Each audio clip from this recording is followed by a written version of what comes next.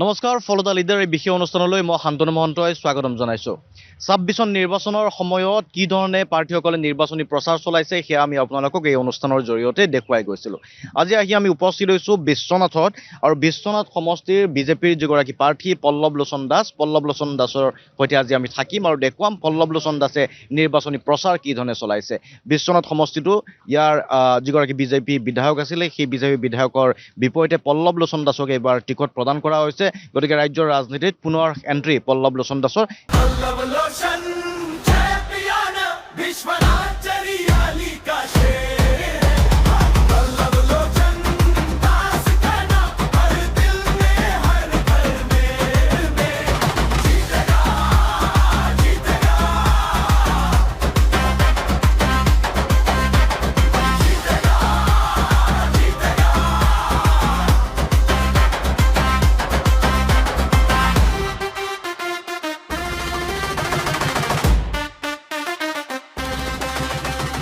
এয়া পল্লৱ লোচন দাসৰ বাসগৃহ ৰাতিপুৱাৰ সময় গতিকে কি ধৰণে নিৰ্বাচনী প্ৰচাৰ অভিযান চলাব পুৱাই আমি যথেষ্ট সংখ্যক লোকৰ ইয়াতে ভিৰ দেখিবলৈ পাইছোঁ আৰু এতিয়া পল্লৱ লোচন দাসে ঘৰৰ পৰা ওলাই আহি প্ৰথমতে এই যিসকল লোক ইয়াতে উপস্থিত হৈ আছে তেখেতসকলৰ সৈতে কিছু মত বিনিময় কৰা দেখা গৈছে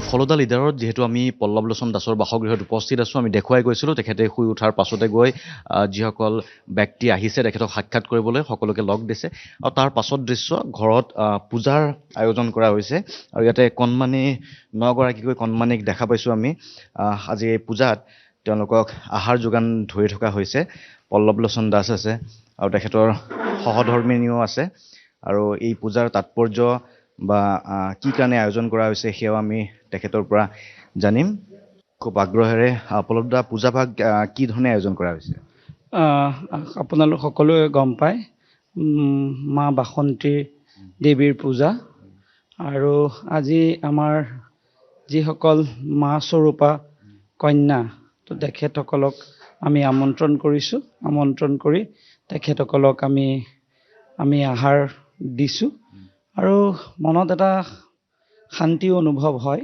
ৰাজনৈতিক ক্ষেত্ৰখনত যথেষ্ট উত্থান পতন থাকে মনত অশান্তি থাকে আৰু বিভিন্ন এই সময়কণত আমি অলপ অস্থিৰো হৈ থাকোঁ তেনেকুৱা এটা মুহূৰ্তৰ মাজতে যেতিয়া কণমানি শিশুসকলক লগ পাওঁ তেওঁলোকৰ লগত অকণমান এনেকৈ সময় অতিবাহিত হয় বা আজি সেই পূজাৰ মাধ্যমেৰে তেখেতসকলৰ লগত অকণমান কিবা আহাৰ বিতৰণ কৰিছোঁ তেনেকৈ মনটো বিৰাট ভাল লাগে এটা মনত শান্তি লাগে আৰু আমাক এইখিনি যিহেতু আমাৰ সংস্কাৰো হয় আমাৰ পৰম্পৰা হয় আমি এই সংস্কাৰ আৰু পৰম্পৰাকো লগত লৈ গ'লে আৰু এইসমূহ আমাৰ মনত শক্তি আৰু প্ৰাণৱন্ত কৰি ৰখা আৰু নিজৰ মনত এটা শান্তিৰ ভাৱ জাগ্ৰত হয় তো এইখিনি কাম কৰিলে আৰু সেইটো এটা মোৰ কাৰণে যিহেতু ৰাতিপুৱাৰ পৰা এতিয়া মই ৰাইজৰ ওচৰলৈ আকৌ গুচি যাম ৰাতি বহুত দেৰিলৈকে কিন্তু দিনটোৰ যিটো উৰ্জা সেই উৰ্জাটো ইয়াৰ পৰাই যেন অনুভৱ হয় মনত এটা কিবা ভাল কৰাৰ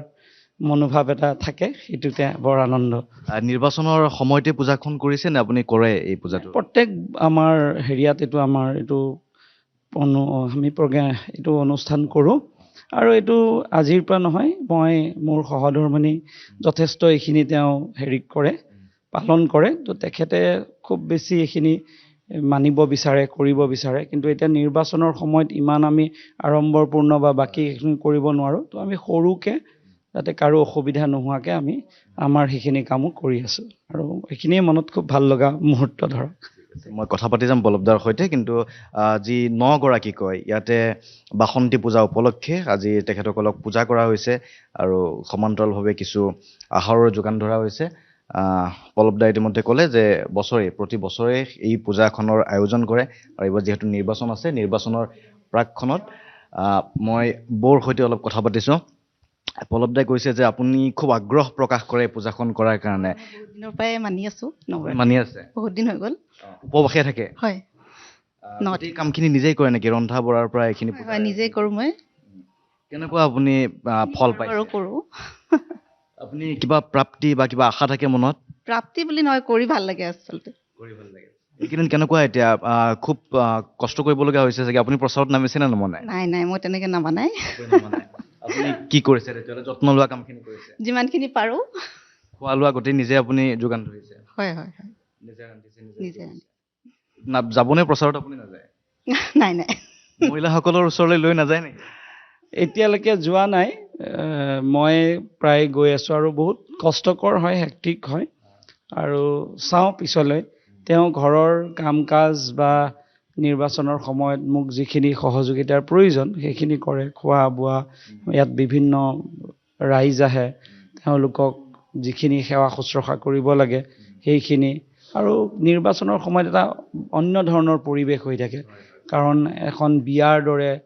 বা এনেকুৱা এটা ঘৰত একদম গোটেই হুলস্থুলীয়া এটা পৰিৱেশ তো এইখিনিও মানে নিয়ন্ত্ৰণত বা ব্যৱস্থিত ৰূপত যদি নকৰে এতিয়া ঘৰখনৰ কাৰণেও দিগদাৰ হয় যিহেতু আমি এটা মধ্যবিত্ত পৰিয়ালৰ আমি সাধাৰণ পৰিয়ালৰ আমাৰ সংস্কাৰ আৰু আমি মা দেউতা চব একেলগে আমি ইয়াত আছোঁ তো সেইকাৰণে আমাৰ বহুত সেই তেনেকুৱা বাকীসকলৰ নিচিনা কাৰ্যালয়ৰ দৰে নিৰ্বাচনী কাৰ্যালয়ৰ দৰে ঘৰ নহয় তো আমাৰ এটা সাধাৰণ ঘৰুৱা এটা থকা ঘৰ তো সেই ক্ষেত্ৰত আমি এইবিলাক অলপ ব্যৱস্থাপনাও বহুত প্ৰয়োজন হয় অন্যথা নহ'লে গোটেই ব্যৱস্থাপনা নহ'লে মই আকৌ ৰাতি আহি ভাত খাবই নাপাম বা মই সেই ৰাতিপুৱা ওলাই যাব লাগে মোৰ কামখিনি কৰা সেইখিনিতে সহযোগিতা আজি ইমান বছৰে কৰি আছে আৰু 2012 চনৰ পৰা ৰাইজে এইটোও জানিব বিচাৰে যে 16 ঘণ্টাকৈ কাম কৰিবলগীয়া হয় ডায়েট প্লেন আপুনি কেনেকৈ কৰে ডায়েট প্লেন তেওঁৰ কাম থাকিলে আচলতে ভোকেই নালাগে বুলি ক'ব পাৰি নাখায় ৰাতিপুৱা যিকণ খাই যায় আৰু মানে তেওঁ বাহিৰা তেনেকৈ নাখায় ঘৰুৱা যি খানা আৰু একদম নৰ্মেল সেইটোৱে আছে শুভেচ্ছা থাকিল ধন্যবাদ বহুত বহুত বাহিৰত যিসকল লোক উপস্থিত হৈছিল তেখেতসকলক সাক্ষাৎ কৰাৰ পাছত পূজাত অংশ লৈছে তাৰপাছত ব্ৰেকফাষ্ট টেবুললৈকে যাম ব্ৰেকফাষ্ট ৰাজনীতি আৰু তাৰপাছত পল্লৱলোচন দাসৰ যি ৰাজনৈতিক সভা সেই সভাও আমি আপোনালোকক দেখুৱাম যে কি ধৰণে জনসমাগম হৈছে ৰাইজে কি ধৰণে সঁহাৰি জনাইছে আৰু নিৰ্বাচনী প্ৰচাৰ সভাত কি ভাষণ ৰাখিছে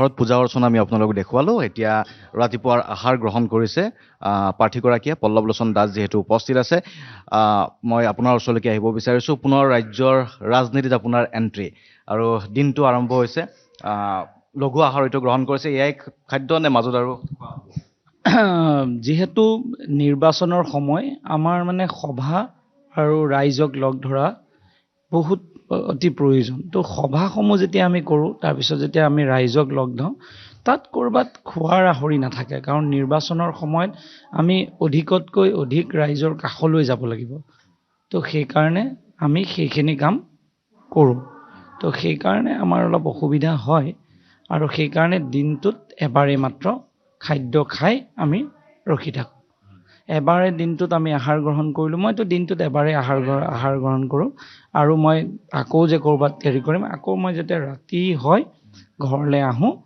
ঘৰলৈ আহিলে আৰু তেতিয়া সকলো মানুহক লগ চগ ধৰি সদায় 3টা কালি ৰাতি 4টা বাজিছে নৰ্মেল 2টাৰ আগত মানে সোমোৱাই নাই মানে মানুহক লগ ধৰি মেলি তো তেনেকুৱা হয় আৰু মাজতে কেতিয়াবা ক'ৰবাত গৈ থাকোঁতে কিবা ফ্ৰুটছ থাকে তাকে খাই দিলোঁ ক'ৰবাত বিস্কিট এখন খাই দিলোঁ এনেকৈহে চলে আৰু তেনেকুৱা কোনো মানে আকৌ ভাত খোৱা ৰুটি খোৱা সেইবিলাক নাথাকে আৰু বহুদিন পাছত এতিয়া ৰাজ্যৰ ৰাজনীতিত পুনৰ আপোনাৰ চৰ্চা চলিছে আপুনি আকৌ উভতি আহিছে এইবাৰ সমষ্টি বিশ্বনাথ গতিকে এইটোৱে আপুনি বিচাৰি আছিল চাওক ৰাজ্যৰ ৰাজনীতিত ঘূৰি অহাৰ মোৰ 2টা কাৰণ আছিলে এটা কাৰণ আছিলে যে মই নিজে বিচাৰিছিলোঁ যদিও মোৰ মনত এটা আছিলে যে মই যিখন সমাজক বা যিটো অঞ্চলক বা য'ত যাওঁ তাত ৰাজ্য চৰকাৰৰ প্ৰতিনিধি এজনে যেনেকৈ কাম কৰিব পাৰে বিধায়ক এগৰাকীয়ে যেনেকৈ সৰু সৰু সমস্যাসমূহৰ লগত জড়িত হ'ব পাৰে তাত সাংসদগৰাকীৰ ক্ষেত্ৰত অলপ অসুবিধা হয় আৰু দ্বিতীয় কথাটো মোৰ বয়স অনুসৰি তো মই ভাবিছিলোঁ যেতিয়া মোৰ শক্তিটো বা সামৰ্থ্যটো মানে যেতিয়া যিহেতু পৰিশ্ৰম কৰা সময় এই সময়কণতে যদি মই পৰিশ্ৰম নকৰি আৰু সকলো জ্যেষ্ঠ মোৰ বিধায়ক আছিলে মই যেতিয়া সাংসদ আছিলোঁ তো সেই ক্ষেত্ৰত মানে বহুত বেছি কাম কৰিবৰ কাৰণে অলপ অসুবিধা মাজে মাজে হয় তো মই এই দুইটা কাৰণ বিশেষ বিবেচনা কৰিছিলোঁ আৰু বিবেচনা কৰি মই মুখ্যমন্ত্ৰীগৰাকীক অনুৰোধ জনাইছিলোঁ আৰু মুখ্যমন্ত্ৰীয়ে মোৰ অনুৰোধ ৰক্ষা কৰিছিলে আৰু তেখেতে কৈছিলে যে ৰাজনীতিত থাকিলে ভাল কাৰণ আমাৰ মানুহৰ বহুত সৰু সৰু সমস্যা আৰু সেইটো মই কৰাব লাগিব আৰু মই যদি বহুত ডাঙৰ এটা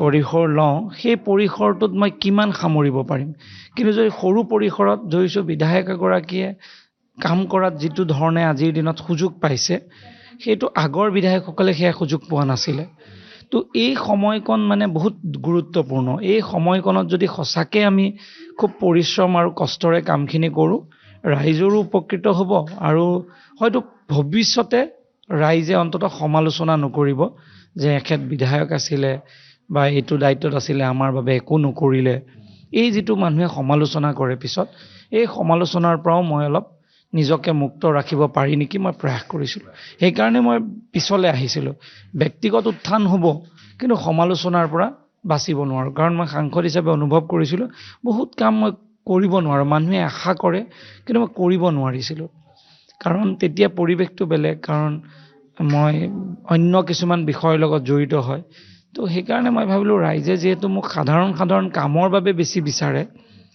তো সেই কাম কৰিবৰ বাবে মই যদি আহি যাওঁ এতিয়া আৰু কামখিনি কৰিব পাৰোঁ মোৰ কাৰণে ভাল হ'ব আৰু এটা বিষয় যদি ডক্টৰ হিমন্ত বিশ্ব শৰ্মা ডাঙৰীয়া যি ধৰণে কাম কৰিছে তেখেতৰ লগত কাম কৰাৰো মন আছিল কাৰণ টিমৰ বুলি নহয় তেখেতেতো বহু দিনৰ পৰা লগত ৰাখিছে কিন্তু তেওঁ যেনেকৈ মানে ইমান বছৰ তেখেতৰ লগত বিধায়ক হ'লোঁ তেওঁৰ লগত কাম কৰিলোঁ তেওঁ মুখ্যমন্ত্ৰী হৈ থকা অৱস্থাত সেইটো সপোন আছিলে আমাৰ যে তেওঁ মুখ্যমন্ত্ৰী হওক আৰু তেওঁ মুখ্যমন্ত্ৰী হৈ থকা অৱস্থাত তেওঁৰ লগত যদি মানে সমষ্টিটোৰ কাম বা সৰু সুৰা সকলো বিষয়ৰ লগত জড়িত হৈ থকা কাম থাকিব পাৰোঁ তেতিয়া মনটো বেছি ভাল লাগিব নহ'লে দিল্লীত বেছি সময় থাকোঁ ইভেন এনেকুৱাও বহুতবাৰ হৈছে তেওঁৰ 1 ফেব্ৰুৱাৰী জন্মদিন 1 ফেব্ৰুৱাৰীৰ দিনাখন বাজেট দিয়ে জন্মদিনতো থাকিব নোৱাৰোঁ আমি যেতিয়াৰ পৰা আছোঁ তেওঁৰ জন্মদিনত আছিলোঁৱেই মানে 1 ফেব্ৰুৱাৰীটো তেতিয়া বহুত মানুহ নাথাকে আমি কেইগৰাকীমানহে থাকোঁ তো তেতিয়াৰ পৰা আছোঁ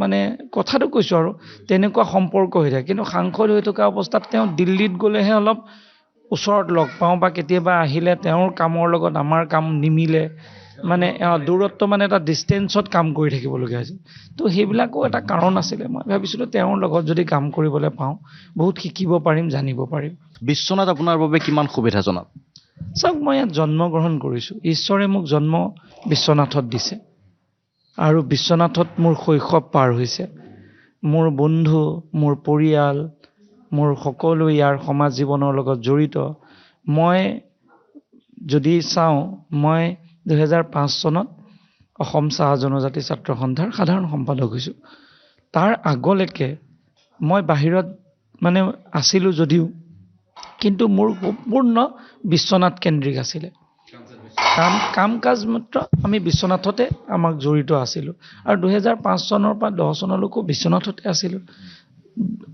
যদিও মই বিহালীৰ বিধায়ক আছিলোঁ বিশ্বনাথৰ লগত এটা সম্পৰ্ক আছিলে মোৰ 15 চনৰ পৰাহে বিশ্বনাথৰ পৰা সম্পৰ্কটো অলপ দূৰ হৈছিল নিজৰ স্থানত নিজৰ বন্ধুবৰ্গ পৰিয়ালবৰ্গ চিনাকি মানুহৰ বাবে কাম কৰা আনন্দ বেলেগ আৰু নিজৰ জন্মভূমিৰ কাৰণে কাম কৰিবলৈ পালে নিজৰ স্কুলৰ মানে য'ত মোৰ স্কুল আছে মোৰ কলেজ আছে সেইসমূহ জেগা সঁচাকৈ তাৰ বাবে যদি কিবা কণ্ট্ৰিবিউট কৰিব পাৰোঁ অৰিহণা যোগাব পাৰোঁ খুব ভাল সেইকাৰণে বিশ্বনাথ মই বিচাৰিছিলোঁ যে এটা দিন কেতিয়াবা বিশ্বনাথক প্ৰতিনিধিত্ব কৰিব পাৰোঁ নেকি আজি সুযোগটো পাইছোঁ বাকী আৰু কি হয় নাজানো আৰু আছে আমি আৰু কথা পাতি যাম লগত মই এই বিশ্বনাথ সম্পৰ্কে এটা প্ৰশ্ন সংযোগ কৰিছোঁ চৰ্চা এইবাবেই চলিছিল যে বিশ্বনাথটো এনেকুৱা এটা সমষ্টি যিকেইটা সমষ্টিৰ চিটিং MLA আঁতৰাই অন্য ব্যক্তিক টিকট প্ৰদান কৰা হ'ল প্ৰমোদ বৰঠাকুৰ আছিলে ইয়াতে বিধায়ক হয় তেখেতৰ পৰা আপুনি এতিয়া কেনেকুৱা সহযোগিতা আশা কৰে বা বুজাবুজি এটা হৈছে নে হোৱা নাই আপোনালোকৰ তেখেতৰ লগত সম্পৰ্ক খুব ভাল আৰু তেখেতৰ যোৱা নিৰ্বাচনতো মই যথেষ্ট সহযোগিতা কৰিছিলোঁ সেইবাবে আৰু যিহেতু মই সাংসদ তেওঁ বিধায়ক আছিলে ঘৰুৱা সম্পৰ্ক ভাল আৰু তেওঁ মোৰ বন্ধু, আমি একেলগে পঢ়া, তেখেতৰ ভাতৃ হয়, তো মোৰ বন্ধুৰ ককায়েক হয়। তো সেই ধৰণৰ ফালৰ পৰাও এটা সম্পৰ্ক বহুদিনৰ পৰা আছিলে। আৰু এতিয়া যিহেতু মই প্ৰাৰ্থিত্ব যেতিয়া পালোঁ, মই তেখেতৰ গৃহলৈ গৈছোঁ, তেওঁ সন্মান জনাইছে আৰু মোক সহযোগ কৰাৰ প্ৰতিশ্ৰুতি দিছে। তেওঁ মনোনয়ন পত্ৰ দাখিলৰ সভাত অংশগ্ৰহণ কৰিছে।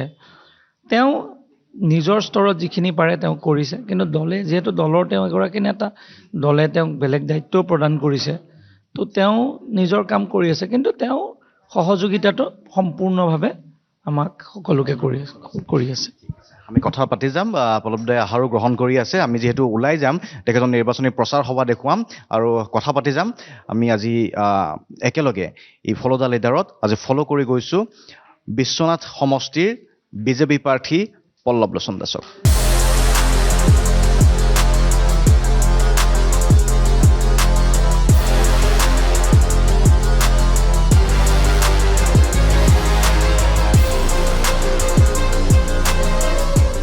আৰু এতিয়া আমি নিৰ্বাচনী প্ৰচাৰ সভালৈ ওলাইছোঁ। নিৰ্বাচনী প্ৰচাৰ সভা কেইবাখনো আয়োজন কৰিছে। প্ৰকৃততে প্ৰতিদিনে কেইখনকৈ সভা অনুষ্ঠিত কৰিছে আপুনি?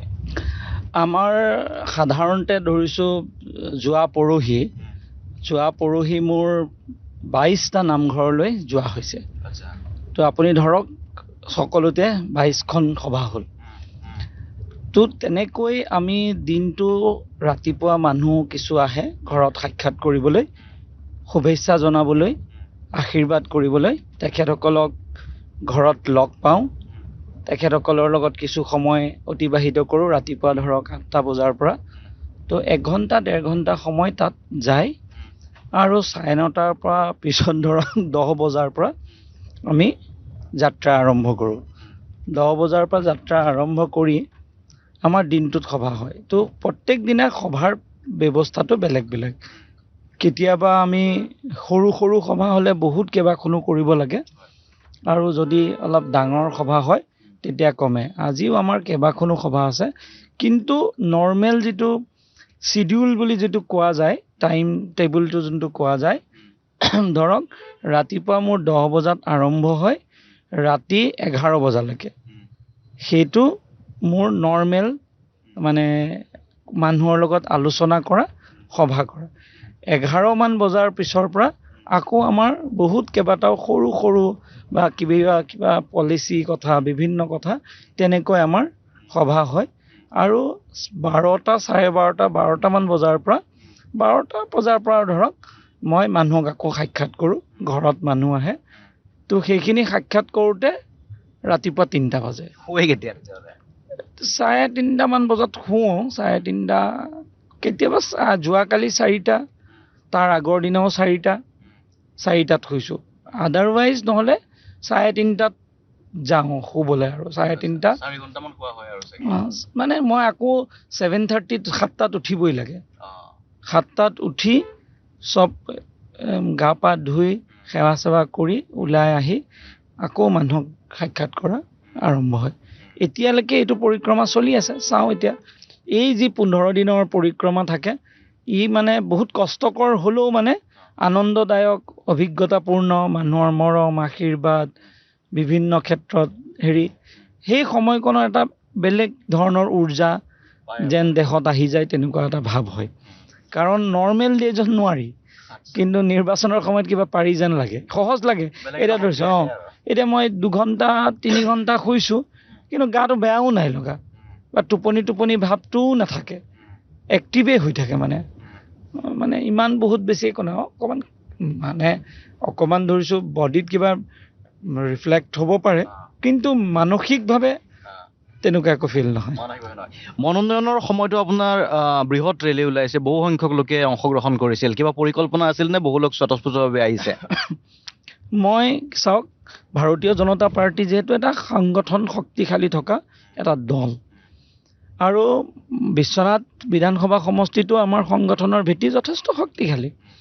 তেনে স্থিতিত যিহেতু মই প্ৰাৰ্থী হিচাপে ভাৰতীয় জনতা পাৰ্টি অসম গণ পৰিষদ দলৰ উমৈহতীয়া প্ৰাৰ্থী হিচাপে মনোনয়ন পত্ৰ দাখিল কৰিম। আমাৰ কাৰ্যকৰ্তাসকলে সকলোৱে আচলতে মনোনয়ন পত্ৰ দাখিলৰ অংশগ্ৰহণ কৰিব বিচাৰে, তো আমাৰ যিমানসকল নেতৃত্ব আছিলে তেওঁলোকেও ইয়াত আহিব বিচাৰে। তেখেতসকলক কেইবাৰ মাত্ৰ টেলিফোনিক মই কথা পাতিছিলোঁ, দুই এগৰাক গৈ পেলাই মই আমন্ত্ৰণ জনাইছোঁ, সকলো আহিছে, কাৰ্যকৰ্তা সকলো নিজে নিজে আহিছে। আৰু এইবাৰ এটা মই আচৰিত এটা ঘটনা মই অন্য বাৰতকৈ পৃথক দেখিলোঁ। আমি বহুত যুৱক স্বতঃস্ফূৰ্তভাৱে নিজে আহিছে, কাকো আমি একো কৰা নাই, একো কোৱা নাই। বহুত যুৱকে নিজা নিজা ব্যৱস্থাৰে সকলো নিজে আহি একদম ভৰ্তি হৈ গৈছে। আৰু তেওঁলোকৰ যিটো উৰ্জা, যিটো মানে পৰিৱেশ, সেইটো এটা নতুনত্ব মই এইবাৰ দেখা পালোঁ। কাৰণ মহিলাসকলে আমাক বহুত সমৰ্থন কৰে, কাৰণ মহিলাৰ বাবে চৰকাৰখনে বহুত কৰিছে। আৰু মহিলাসকলে ভাবে যে এই চৰকাৰখন আমাৰ চৰকাৰ, আমাৰ বাবে কাম কৰা চৰকাৰ। তো সেইকাৰণে সকলোতকৈ আগত মহিলাসকল সন্মুখত আহে। তেওঁলোকে মোক এতিয়া, মই আপোনালোকৰ এতিয়া সভালৈ যাম, মোক মহিলাসকলে কিমান জোৰ কৰিছে এই সভাখনৰ কাৰণে। নিজে ব্যৱস্থা, মই আমাৰ ফালৰ পৰা একো নিজে কৰিছে, মোৰ ফালৰ পৰা মই একোৱেই কৰা নাই। মোক মাত্ৰ কৈছে আমি কৰিম, আপুনি আধা ঘণ্টা সময় আহি আমাৰ লগত অলপমান আপোনাৰ কথা কেইটামান কওক। তেওঁলোকৰ তেনেকুৱা। তো মহিলা আমাৰ মানে আপোনাক কি ক'ম, বহুত ষ্ট্ৰং মানে মানে কি ছাপোৰ্টাৰ বুলি যিটো কয়, মানে বহুত শক্তিশালী সমৰ্থক হয় আমাৰ আজিৰ দিনত। কিন্তু যুৱকসকলক লৈ বহুত মানুহে প্ৰশ্ন কৰিব খোজে যে নতুন যুৱক আমাৰ লগত নাই, কিবা কিবি। কিন্তু মই শেহতীয়াকৈ যিটো দেখিছোঁ যুৱকসকলৰ ভাৰতীয় জনতা পাৰ্টিৰ প্ৰতি যিটো আকৰ্ষণ, আগতে সেইটো অকণমান কম যেন অনুভৱ হৈছিলে মাজৰ এটা সময়ত। কিন্তু এতিয়া কিন্তু সেই উৎসাহপূৰ্ণ পৰিৱেশ, আৰু বহুত যুৱক ওলাই আহিছে। তেওঁলোকে পৰৱৰ্তী নিৰ্বাচনৰ ফলাফল কি হ'ব সেই সম্পৰ্কে মই ক'বলৈ নাযাওঁ, কিন্তু যুৱকসকল আপুনি লগ পাই, যদি আপুনি দেখা পায়, আপুনি মোৰ ঘৰতো যদি যায় আপুনি দেখিব ডেকা ল'ৰা, আৰু ৰাতি বিশেষকৈ বহুত ল'ৰা আহে। বিভিন্ন জেগালৈ যাওঁ, ল'ৰাখিনি আগুৰি ধৰে, নতুন ভোটাৰ। তেওঁলোকৰ কোনো পলিটিকেল কথা নাই, তেওঁলোকে মোক একো বস্তু নিবিচাৰোঁ। তেওঁলোকে মানে খালি কয়, দাদা আপুনি পিছত আমাক চাব, এতিয়া একো কৰিব নালাগে, আপুনি পিছত চাব আমাক। তেওঁলোকে মানে ভৱিষ্যতক লৈ পেলাই চিন্তিত, যে ভৱিষ্যতটো এওঁৰ লগত থাকিলে আমাক কিবা কৰিব, সুৰক্ষিত কৰিব, এনেকুৱা এটা ভাৱ তেওঁলোকৰ মনত হৈছে।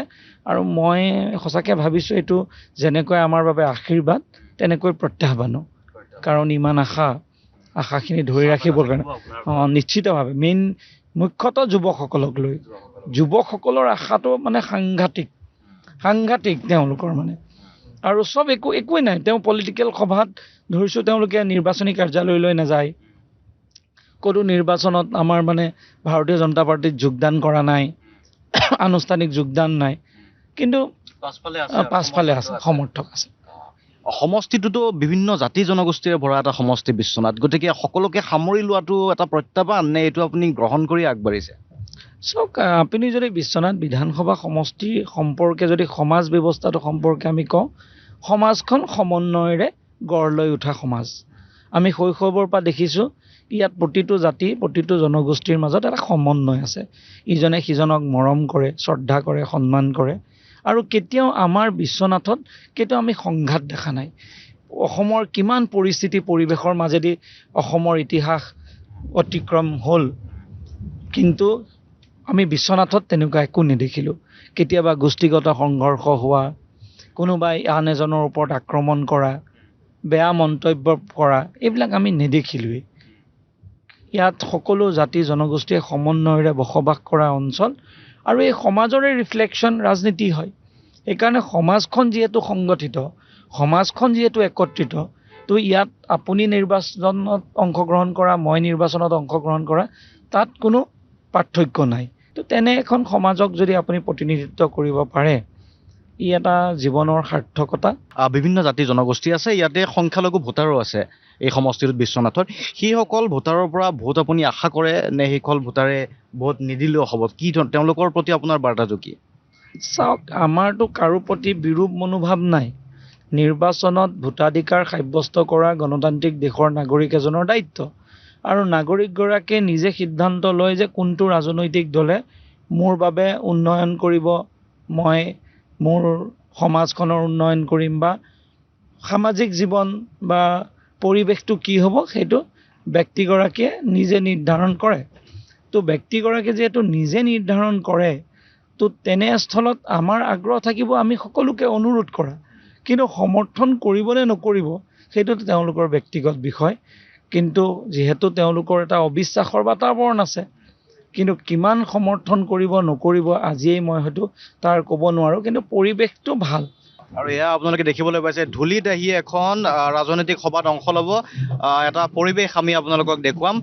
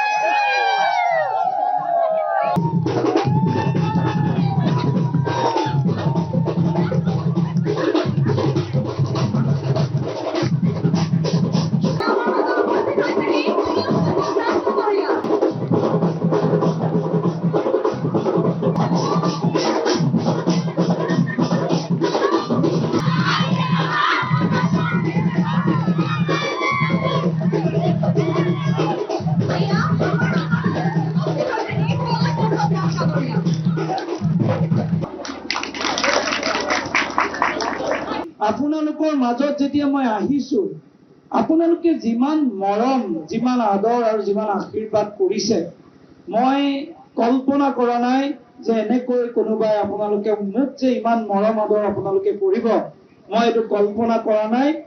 তথাপিও মই আপোনালোকৰ এই মৰম আদৰৰ বাবে মই আপোনালোকক বহুত বহুত ধন্যবাদ আৰু কৃতজ্ঞতা জ্ঞাপন কৰিছো। বিশেষকৈ বাইদেউসকলক বিশেষকৈ মই ধন্যবাদ আৰু কৃতজ্ঞতা জ্ঞাপন কৰিছো।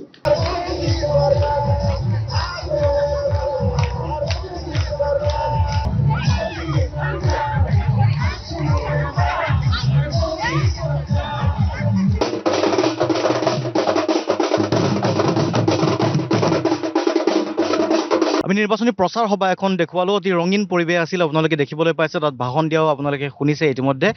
খুব ৰঙীন পৰিৱেশ, বিশেষকৈ মহিলাসকলক আমি দেখা পাইছোঁ এই প্ৰচাৰ সভাখনত, আৰু তেওঁলোকে নাচি বাগি ফূৰ্তি কৰিছে।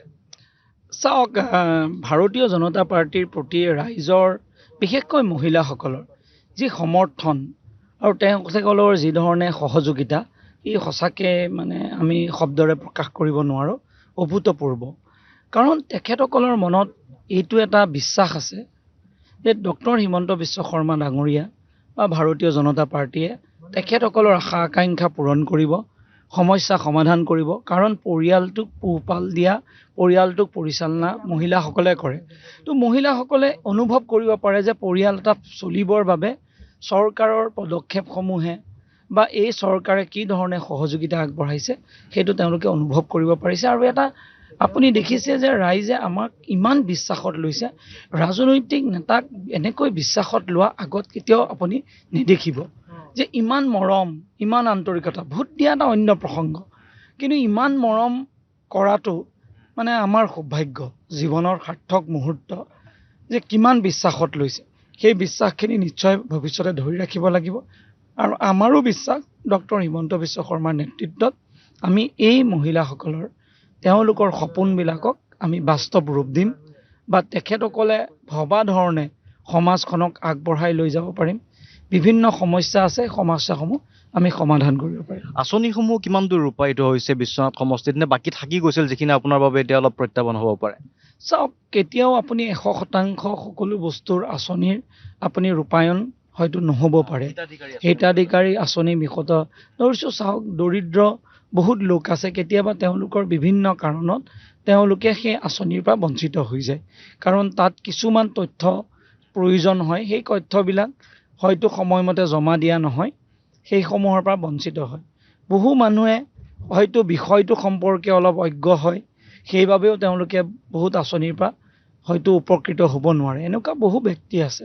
আৰু যিহেতু আমাৰ বিশ্বনাথ অঞ্চল যদি কয়, ইয়াত একদম অৰুণাচলৰ সীমান্তৰ পৰা লৈ আপুনি ব্ৰহ্মপুত্ৰলৈ এই যিখন বৃহত্তৰ অঞ্চলত, এই অঞ্চলসমূহত আগত বহুত জৰাজীৰ্ণ অৱস্থা আছিলে। এতিয়া সেই পুনৰ নিৰ্মাণৰ কাম চলি আছে। আমাৰ বহুতখিনি কাম হৈছে, কিন্তু অনাগত দিনত আৰু বহুত কৰিবলৈ আছে। তো সেই কামখিনি যাতে আমি ভৱিষ্যতে কৰিব পাৰোঁ সেইবাবে আমি ৰাইজৰ আশীৰ্বাদ আৰু সমৰ্থন আশা কৰিছোঁ। নিৰ্বাচন যিহেতু প্ৰতিদ্বন্দ্বী থাকিবই, আপোনাৰ সমষ্টিটো আছে, গতিকে মূলতঃ কংগ্ৰেছ আপোনাৰ প্ৰতিদ্বন্দ্বী। কংগ্ৰেছৰ পৰা আপুনিও আহিছিল, কিছু সংখ্যক যিহেতু কংগ্ৰেছ এটি পুৰণি দল, তাত হয়তো কংগ্ৰেছৰ কৰ্মী ইয়াতে আছিলে, সেইসকল ব্যক্তিৰ সৈতে পোনপটীয়া আপোনাৰ লগত যোগাযোগ আছে নে কংগ্ৰেছে নিজাকৈ এতিয়া শক্তি বঢ়াইছে? কংগ্ৰেছ দল আজিৰ দিনত সাংগঠনিক ভেটি বহুত দুৰ্বল যেন দৃষ্টিগোচৰ হয়। আমি কোনো সভা সমিতিত এতিয়ালৈকে দেখা নাই।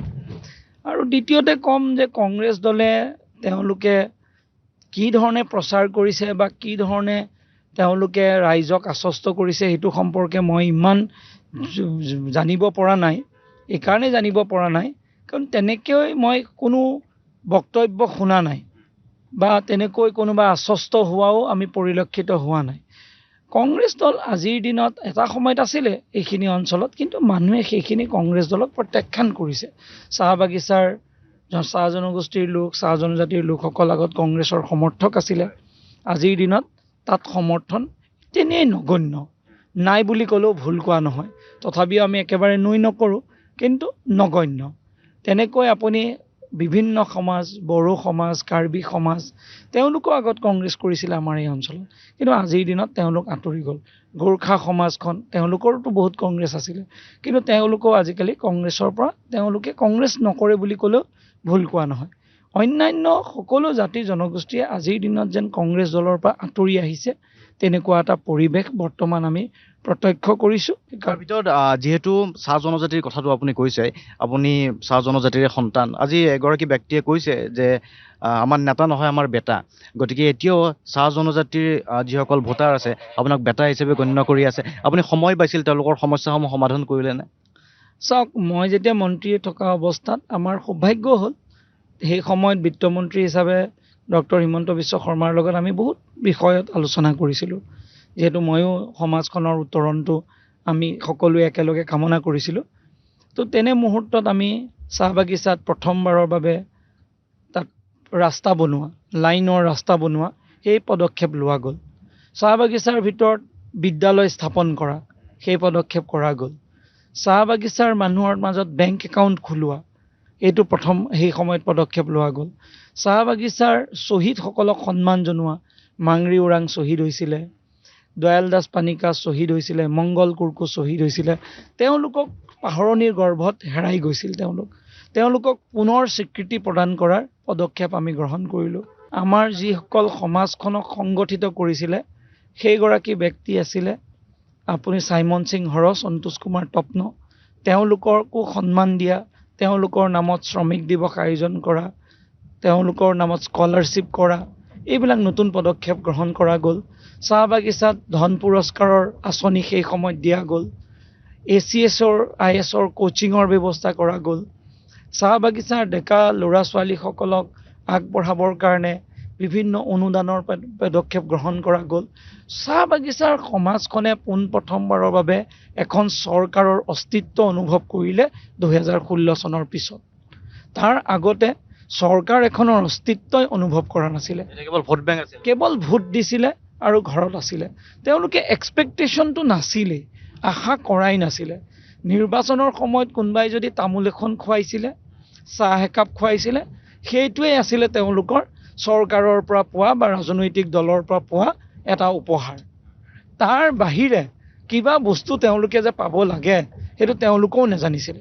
তেওঁলোকে ভাবে বাগিচাৰ শ্ৰমিক হিচাপে আমি কাম কৰিছোঁ, বাগিচাৰ শ্ৰমিকে আমাক দৰমহা দিব, বাগিচাৰ শ্ৰমিক হিচাপে আমাক বাগিচাৰ কৰ্তৃপক্ষই সুযোগ সুবিধা চব সমূহখিনি দিব, চৰকাৰৰ পৰা আমাৰ পাবলগীয়া একো নাই, কেৱল মাত্ৰ ভোটটো দিব লাগে।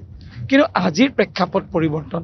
আপুনি চাওক, আজি এখন চাহ বাগিচাৰ খেলপথাৰ, কেনেকৈ মহিলা ওলাইছে, মহিলা কিমান উৎসাহ, তেওঁলোকে নেতৃত্ব দিছে, তেওঁলোকে ৰাজনৈতিক ক্ষেত্ৰখনত সন্মুখৰ আহিবলৈ আগবাঢ়ি আহিছে।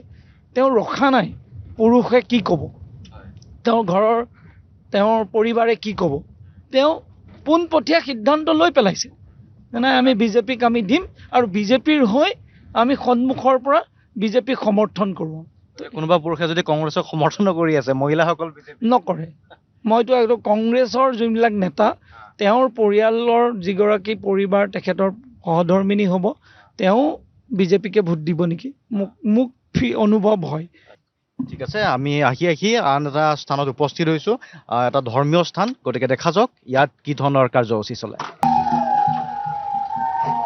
পল্লৱলোচন দাস দাদা আহি পাইছে আমাৰ মাজত।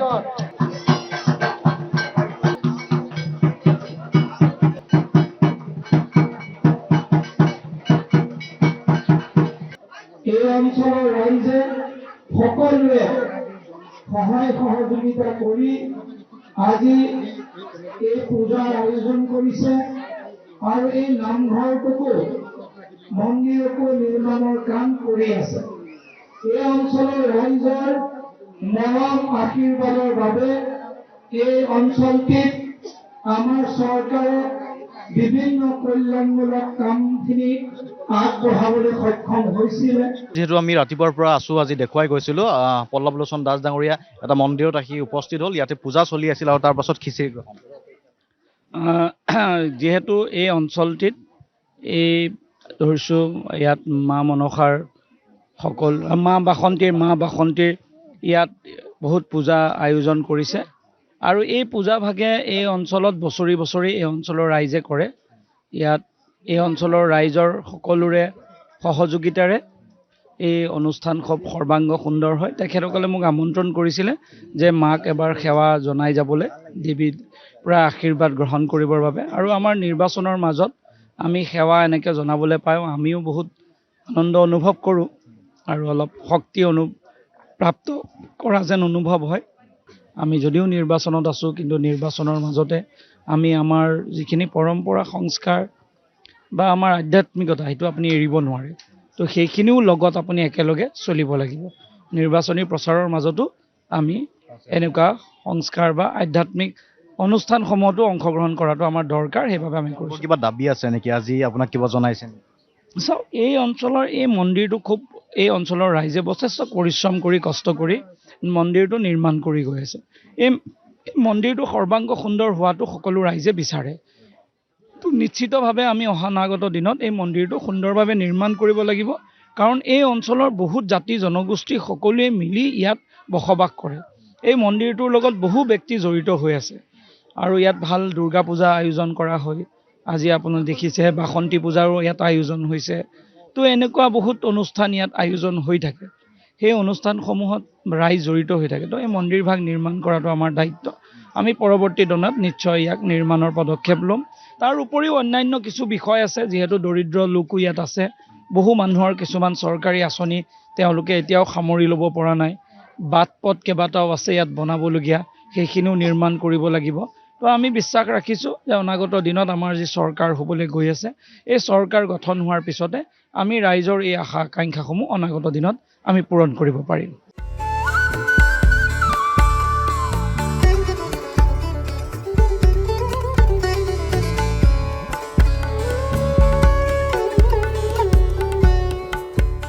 আপোনালোক সকলো জ্যেষ্ঠজনলৈ মই মোৰ শ্ৰদ্ধা আৰু সেৱা নিবেদন কৰিছোঁ। মোৰ অনুজ সকললৈ মৰম আৰু শুভেচ্ছা জ্ঞাপন কৰিছোঁ। আজি আমাৰ বাবে পৰম সৌভাগ্য যে আজি এই পবিত্ৰ ধৰ্মালোচনী সভা ভাগৱত ব্যাখ্যানুষ্ঠানত মই আপোনালোকৰ মাজত আহিবৰ বাবে আৰু আপোনালোকৰ পৰা আশীৰ্বাদ লোৱাৰ সুবিধাকণ দিয়াৰ বাবে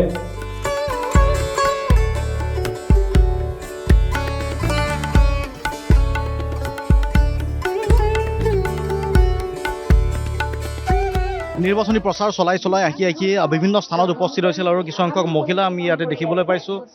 ইয়াতে বিভিন্ন জাতি জনগোষ্ঠীৰ লোক আছে আৰু ভাষিক অসমীয়া লোকসকলো ইয়াতে আছে। কেনেকুৱা লাগিছে? ভাল লাগিছে। কোন আহিছে আজি? পল্লৱলোচন। চিনি পাই? মই পুৰণা বিজেপি। গাঁওখনত কেনেকুৱা? ভাল। মহিলাসকল বিজেপিক লৈ সুখী নে? সুখী। হয় নেকি? সুখী। আঁচনিসমূহ পাইছে? পাইছো। প্ৰতিনিধি এইবাৰ পল্লৱলোচন সমৰ্থন কৰিছে আপোনাক? সমৰ্থন কৰিছো।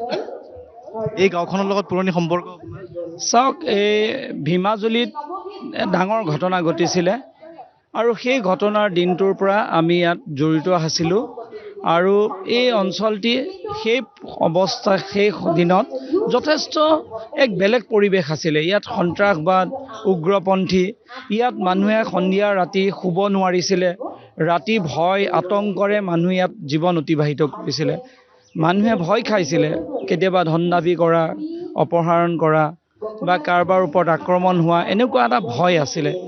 আৰু এই ভয় আতংকৰ পৰা পৰিত্ৰাণ আমি পালোঁ যেতিয়া নৰেন্দ্ৰ মোদী ডাঙৰীয়াই ভাৰতৰ প্ৰধানমন্ত্ৰী হিচাপে দায়িত্ব গ্ৰহণ কৰিলে। আৰু তেখেতে 2015 চনত যি পদক্ষেপ গ্ৰহণ কৰিলে অপাৰেশ্যনৰ, সেই অপাৰেশ্যন পৰৱৰ্তী দিনত একৰ্ডলৈ ৰূপান্তৰ হ'ল। আৰু একৰ্ড হোৱাৰ পিছত আজি বৰ্তমান এই অঞ্চল শান্তি বিৰাজমান, সমন্বয় শান্তিৰে আজি এক নতুন উন্নয়নৰ দিশে এই অঞ্চল আগবাঢ়িছে। এই অঞ্চলৰ ৰাইজৰ কিছু অভাৱ অভিযোগ আছে, সেইসমূহ ভৱিষ্যত দিনত আমি সকলোখিনি সমাধান কৰিব লাগিব। কিন্তু অন্যথা এই অঞ্চলৰ ৰাইজে সকলোৰ লগত মিলা প্ৰীতিৰে সকলোৱে সকলোক সন্মান জনাই আজি ইয়াত বসবাস কৰিছে। আজি আপুনি ধৰ্মালোচনী সভা দেখিলে, সকলো মানুহ ইয়াত উপস্থিত আছে, সকলোৱে একত্ৰিতভাৱে আছে। আৰু এই সমন্বয়ে আমাৰ আচলতে মূল শক্তি আৰু সমাজখনৰ মূল ধাৰক। সেইবাবে আমি আশা কৰিছোঁ অনাগত দিনত এই অঞ্চলটিক সৰ্বাংগ সুন্দৰভাৱে আমি আগবঢ়াই লৈ যাবলৈ প্ৰয়াস কৰিম।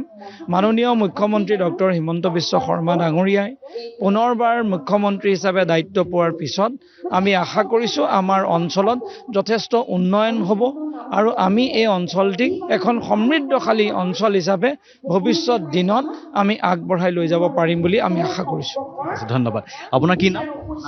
বাচতি ৰংপুতি বাইদেউ আপুনি পাইছেনে আঁচনিসমূহ? শুনি পাইছে? মই বিজেপি আছিলোঁ, সদস্য আছিলে আগত, যোৱা 5 বছৰে। এতিয়া বহুত আঁচনি দিছে গাঁৱৰে, আমাৰ গাঁৱৰে যি চৰকাৰী আঁচনি যোনে যোনে পাবলৈ সক্ষম আছিলে চবে পাইছে, চবে ৰাইজৰে ভাল সন্তুষ্ট পাইছে।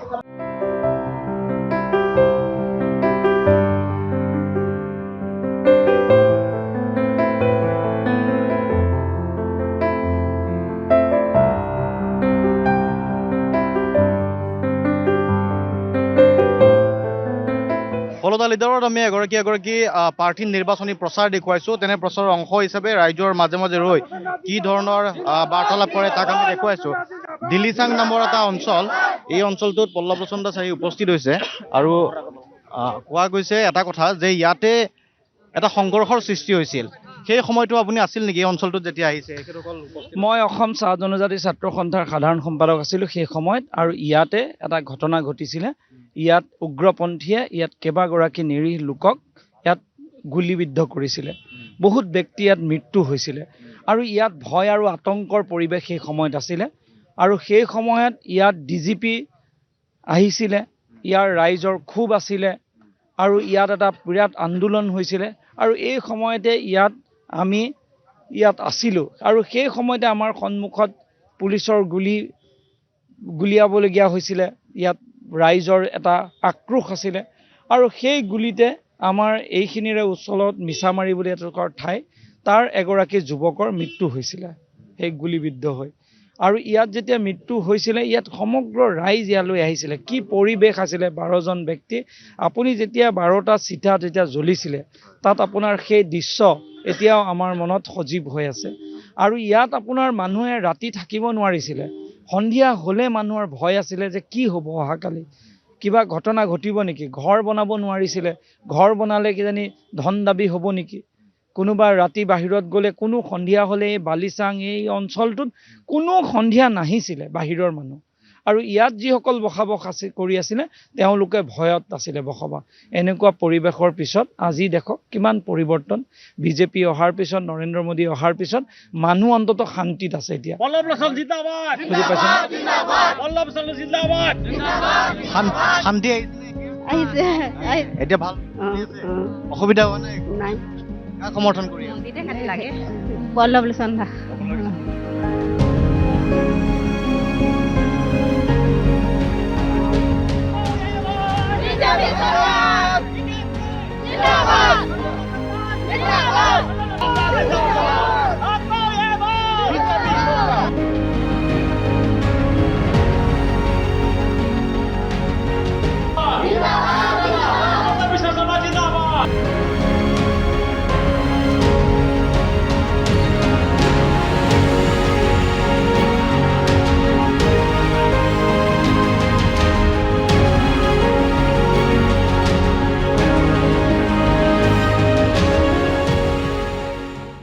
ফলদা লিডাৰত আজি আমি কথা পাতি গৈছোঁ পল্লৱ লোচন দাসৰ সৈতে। আমি কেইবাখনো ৰাজনৈতিক সভাত অংশগ্ৰহণ কৰিছোঁ আৰু দুপৰীয়াৰ আহাৰ গ্ৰহণ কৰি পুনৰ আগবাঢ়ি গৈছোঁ। কেইবাখনো সভা আছিলে, তাৰ ভিতৰত আমি দেখা পাইছোঁ দুখনমান আপোনাৰ সভাত তাত খুব ধৰ্মীয় ব্যাখ্যা আপুনি কৰিছে, আধ্যাত্মিক ব্যাখ্যা কৰিছে আৰু তাত ভাষণ দুগৰাকী বক্তা হিচাপে নিমন্ত্ৰিত হৈছিল, তেখেতো আপ্লুত হৈ পৰিছে।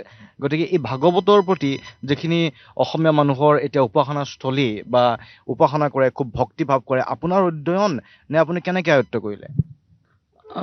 মই নিজেও খুব এই সম্পৰ্কে মই আগ্ৰহ বহুত আছিলে। আধ্যাত্ম মানে এই বিষয়টো মোৰ কাৰণে খুব জানাৰ আগ্ৰহ থকা এটা বিষয়। কেনেকৈ কি হয়, মই সেইকাৰণে ধৰ্মীয় কিতাপসমূহ বা ভাগৱত গীতা মই অকণমান পঢ়িবলৈ ভাল পাওঁ। কি বিষয় আছে কিয়, কাৰণ এখন সমাজৰ আধাৰ নিৰ্মাণ হৈছে ভাগৱত গীতাৰ ওপৰত। অসমীয়া সংস্কাৰ সংস্কৃতিৰ যি আধাৰ তাতো ভাগৱত গীতাৰ ওপৰতে, সনাতনী সংস্কাৰেই ভাগৱত গীতাৰ ওপৰত প্ৰতিষ্ঠিত। ভাগৱত আৰু গীতাত যিখিনি বিষয় লিপিবদ্ধ আছে, তাত কি কি বিষয় তাত কোৱা হৈছে সেইটো জানিবলৈ আগ্ৰহ। আৰু যেতিয়া পঢ়া যায় নহয়, তাত বহু বস্তু অনুভৱ কৰিব পৰা যায়, মনত এক শান্তি পোৱা যায়, মনত এক যোগাত্মক মানসিকতাৰ সৃষ্টি হয়। আৰু মই যিহেতু মোৰ ব্যক্তিগত জীৱনতো দেখিছোঁ, সেইকাৰণে মই এইটো সদায় বিশ্বাস কৰোঁ যে সমাজ এখন যেতিয়া আমাৰ গুৰুজনাই নিৰ্মাণ কৰিছিলে, তেওঁ কিছু আধাৰ বনাইছিলে যে সমাজখনক কেনেকৈ শক্তিশালী কৰিব পাৰি। যদি আপুনি আধ্যাত্মিকভাৱে শক্তিশালী হয়, আপোনাৰ যদি আধ্যাত্মিকভাৱে আপুনি অনুভৱ কৰিব পাৰে বিষয়সমূহক, তেতিয়াহ'লে আপুনি বহুত শক্তিশালী হ'ব আৰু আপুনি বহুত সংস্কাৰিত হ'ব। এই দুইটা বিষয় থাকে। তো সেইকাৰণে আজি মই ভাগৱত বা এনেকুৱা ব্যাখ্যা অনুষ্ঠান ধৰ্মালোচনী সভাত মই প্ৰায়ে অংশগ্ৰহণ কৰোঁ আৰু অংশগ্ৰহণ কৰি মোক ভাল লাগে। বহু কথা শিকিব পাৰোঁ, বুজিব পাৰোঁ আৰু মনত শান্তিও পোৱা যায়, মনত এটা যোগাত্মক মানসিকতাৰ সৃষ্টি হয়। তো নামঘৰ যাওঁ বা বিভিন্ন অনুষ্ঠানত, আজিও মই যিহেতু অনুষ্ঠানত আহি মই খুব আনন্দ অনুভৱ কৰিছোঁ আৰু এনেকুৱা অনুষ্ঠানত মই প্ৰায়ে অংশগ্ৰহণ কৰোঁ আৰু অংশগ্ৰহণ কৰিবলৈ পালে মোক ভাল লাগে। সেইকাৰণে মই নিৰ্বাচনী সভাৰ মাজতো মই এইটো ৰাখি থৈছোঁ। আমি কথা পাতি যাম। এখন বৈঠকত মিটিঙত আহি উপস্থিত হৈছে, মিটিংখনৰ কিছু অংশ দেখুৱাই ল'ব বিচাৰিছোঁ। সম্বৰ্ধনা জনাইছে, সম্বৰ্ধনা জনাব বিচাৰিছে।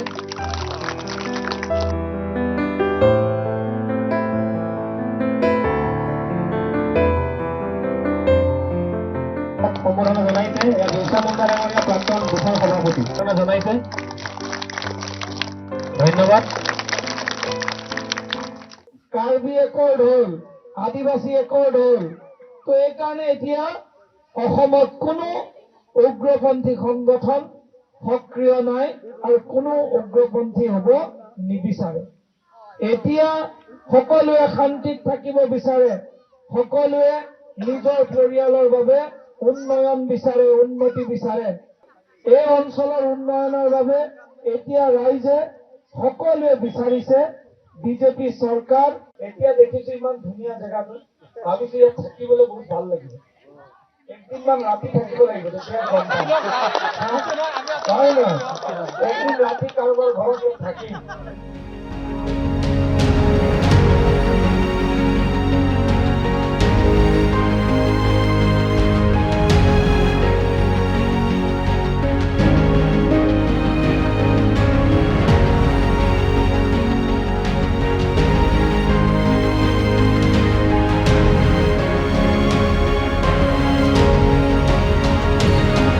আমি যিহেতু ফলদা লিডাৰত ৰাতিপুৱাৰ পৰা দেখুৱাই গৈছোঁ ইখনৰ পাছত আনখনকৈ সভা, পুনৰ এটা প্ৰসংগ উত্থাপন কৰিব বিচাৰিছোঁ। কেইবাখনো সভাত আপুনি অংশ ল'লে। বড়ো জনগোষ্ঠী বসতি প্ৰধান অঞ্চল বা কাৰ্বি জনগোষ্ঠী, গোৰ্খা জনগোষ্ঠী আছে, সকলো জাতি জনগোষ্ঠীয়ে নিজৰ নিজৰ ধৰণেৰে আপোনাক আদৰণি জনাইছে, সমৰ্থন কৰিছে। আমি কিছুসংখ্যক লোকৰ লগত বাহিৰত কথা পাতিছোঁ, তেওঁলোকে কৈছে যে এইবাৰ জিকিলে আমি সমষ্টিটোৰ পৰা এজন মন্ত্ৰী পাম আৰু আমাৰ কাম হ'ব। গতিকে আপুনি ভাবে নেকি এইটো আপোনাৰ লগত এটা সুবিধাজনক স্থিতি, কাৰণ মুখ্যমন্ত্ৰীৰ আশীৰ্বাদ আপোনাৰ ওপৰত আছে বুলি বহুতে ভাবে? মোৰ বাবে সৌভাগ্য যে মোক আমাৰ এই অঞ্চলৰ ৰাইজে নিজৰ পুত্ৰৰ দৰে, ভাতৃৰ দৰে তেখেতসকলে আশীৰ্বাদ বা মৰম তেওঁলোকে দিছে। মোৰো দায়িত্ব যে এই সমষ্টিটোৰ ৰাইজৰ ইমান মৰম আদৰ যেতিয়া আপুনি পাব, তো আপোনাৰ নিশ্চয় দায়িত্ব বাঢ়িব। ভৱিষ্যতে মই কি দায়িত্ব পাম সেই সম্পৰ্কেতো আজি মোৰ কোৱাটো সমীচীন নহ'ব, কিন্তু মই এটা কথা এইটো আপোনাক ক'ব পাৰোঁ, কাৰণ মই যিহেতু সকলোৱে এইটো গম পাব আপোনাক কওঁতে, যে মই খুব আন্তৰিকতাৰে খুব দায়বদ্ধতাৰে সমাজখনৰ কাৰণে কাম কৰিম। কাৰণ ইমান মৰম যেতিয়া ৰাইজে আপোনাক কৰিব, নিশ্চয় তেওঁলোকে বিশ্বাস কৰিছে আপোনাক। সেই বিশ্বাসটো ধৰি ৰাখিব লাগিব আমি। কাৰণ যদি আমি ৰাজনৈতিক এগৰাকী প্ৰতিনিধি হিচাপে যদি আগবাঢ়িছোঁ আৰু আমি যদি বিশ্বাস নাৰাখিম, সমাজত ইয়াৰ বহুত প্ৰভাৱ পৰে। ৰাইজে ৰাজনৈতিক ব্যক্তিক বিশ্বাস কৰা বন্ধ কৰিব। বহু বছৰৰ পিছত, বহু যুগৰ পিছত আজি নৰেন্দ্ৰ মোদীক মানুহে এক্সেপশ্যনেল পলিটিচিয়ান বুলি ভাবে, হিমন্ত বিশ্ব শৰ্মাকো এক্সেপশ্যনেল বুলি ভাবে, আৰু মানুহে সেইকাৰণে মৰম কৰে। মই এইটোৱে চেষ্টা কৰিম যে এই দুখীয়া জনগণই যেতিয়া আপোনাৰ মূৰত আশীৰ্বাদ কৰে, তেওঁলোকৰ সেই যি আশাৰে তেওঁলোকে সেই আশীৰ্বাদ দিয়ে, তেওঁলোকৰ মৰমটো কোনো স্বাৰ্থ নথকা যেন ফিল হয়, অনুভৱ হয়। তথাপিও যেন মোৰ অনুভৱ যে তেওঁলোকক যদি মই কিবা সকাহ দিব পাৰিছোঁ, উন্নয়ন আনি দিব পাৰিছোঁ, এইটো মোৰ কাৰণে জীৱনৰ সাৰ্থকতা। আৰু বহু কাম কৰিবৰ কাৰণে মই পৰিকল্পনা কৰিছোঁ। মোৰ বিশ্বাস ডক্টৰ হিমন্ত বিশ্ব শৰ্মাৰ নেতৃত্বৰে আমি বহুত কাম কৰিম। সমষ্টিটোৰ আমি কিছুমান কাম এনেকৈ কৰিম যিটোৱে ভৱিষ্যতে সমাজৰ এক পৰিৱৰ্তন আনিব। হয়, তো সেইকাৰণে সেইটোৱে আমি আশা কৰিছোঁ। ঠিক আছে, আমি বিভিন্ন কথা পাতি যাম আৰু এখন বৈঠকত আহি উপস্থিত হৈছোঁ। আমি চাওঁ ইয়াতে কি ধৰণৰ আদৰণি জনোৱা হয়।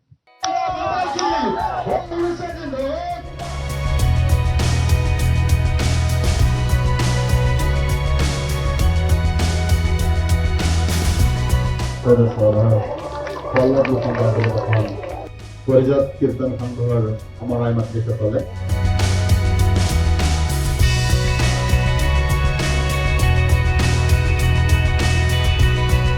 বালিচাং চেণ্টাৰত কি আছিলে, বালিচাং কি আছিলে আৰু আজি বালিচাঙৰ কি উন্নয়ন হৈছে, এই কথা আপোনালোক সকলোৱে অৱগত।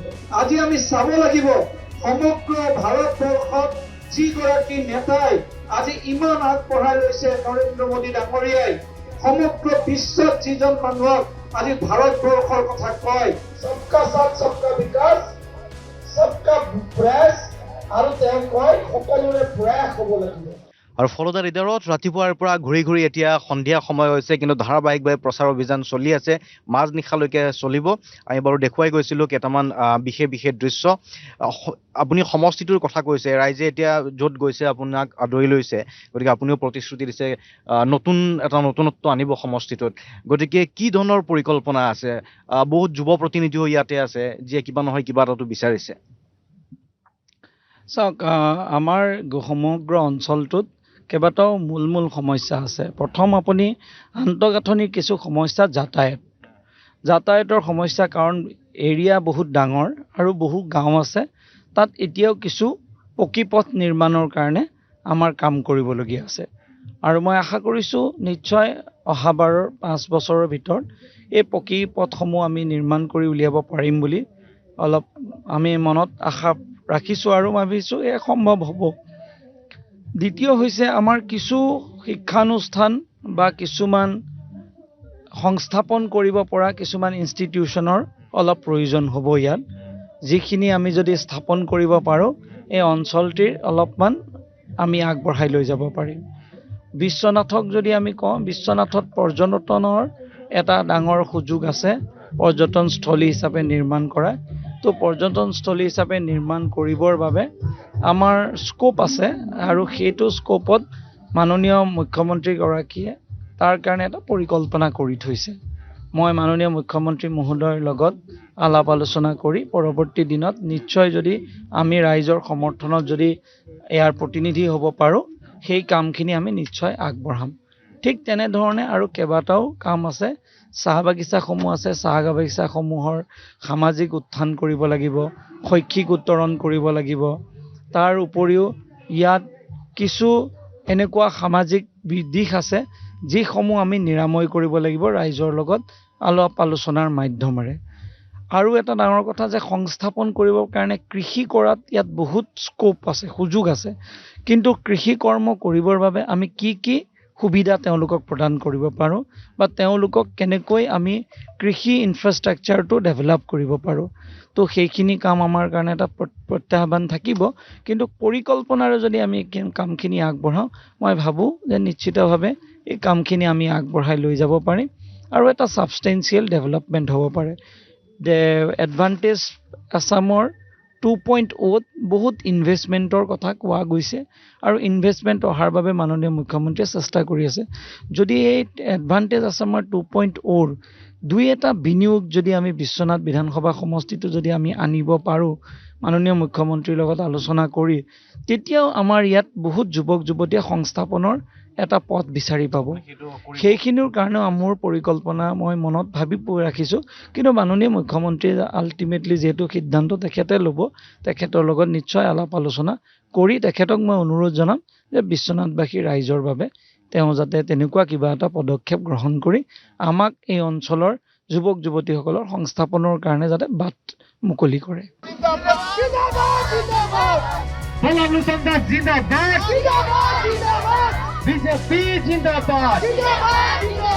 আমি পোনে পোনে সন্মানীয় প্ৰাৰ্থীগৰাকীক আসন গ্ৰহণ কৰিবলৈ অনুৰোধ জনাইছোঁ।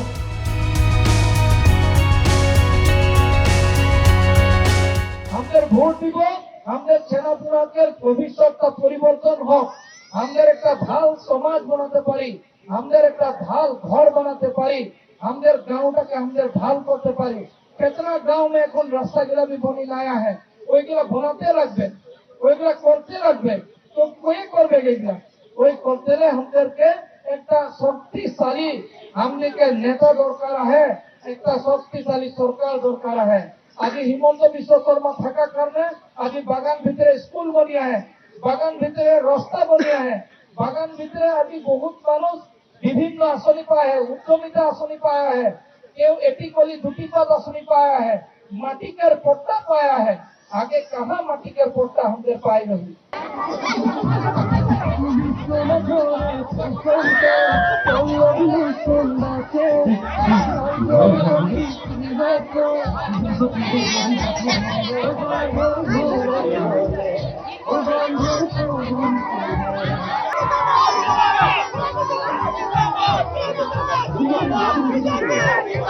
কেইবাটাও কাৰ্যসূচীত ইতিমধ্যে আমি অংশগ্ৰহণ কৰিছিলোঁ আৰু দেখুৱাইছোঁ আপোনালোককো দেখিলে প্ৰতিটো কাৰ্যসূচীয়ে। আমি শেষ অনুষ্ঠানৰ শেষ অংশলৈ আহি উপস্থিত হৈছোঁ। কি ধৰণে আমি দুখনকৈ সভা ইয়াৰ পূৰ্বে দেখা পাইছিলোঁ। এখনত হয়তো আদিবাসী জনগোষ্ঠী বা চাহ বাগানৰ জনগোষ্ঠীৰ যথেষ্ট সংখ্যক লোক আছে, আপোনাক পাই ঘৰ ল'ৰাক পোৱাৰ দৰে এটা ব্যৱহাৰ কৰিছে। এইটো বিজেপি চৰকাৰখনৰ প্ৰতি থকা মৰম নে আপুনি জনগোষ্ঠীটোৰ সন্তান হোৱাৰ বাবে আপোনাৰ সুবিধা? আপুনি দুই ধৰণে বিশ্লেষণ কৰিব পাৰে।